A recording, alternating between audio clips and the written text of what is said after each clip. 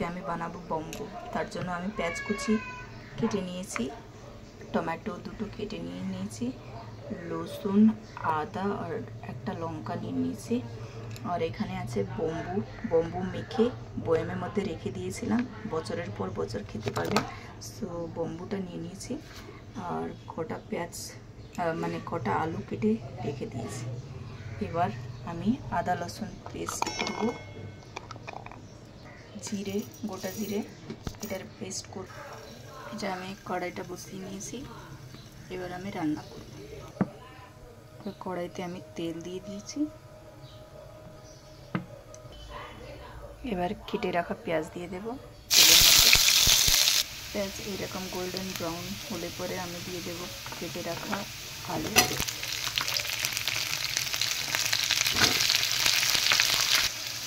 এবার দেব নুন, এবার দেব হলুদ, এবার একটু ধনে গুঁড়ো, অল্প একটুখানি জিরের গুঁড়ো, কেন আমি গোটা জিরে পিষে নিয়েছি।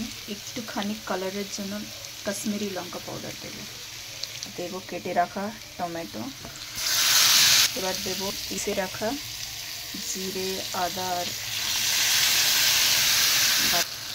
একটুখানি জল দিয়ে ভালো করে ফুটাবো। এরকমভাবে আলু আর মশলা হয়ে গেছে।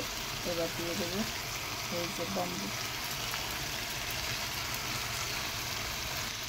এবার দিয়ে দেবো বম্বু দিয়ে দিয়েছি। এবার দিয়ে দেবো জল পরিমাণ মতন। এই দেখুন আলুর তামার ঝোল হয়ে গেছে রেডি। তামা মানে বম্বু, নেপালিতে তামা বলে। এবার দিয়ে দেবো একটু কেটে রাখা ধনিয়া পাতা আর নামিয়ে দেবো। আর গরম গরম ভাতের সাথে গরম গরম তামা আলুর ঝোল খেতে খুব দারুণ লাগবে। সো নেক্সট ভিডিওর জন্য please like, share and subscribe. Thank you.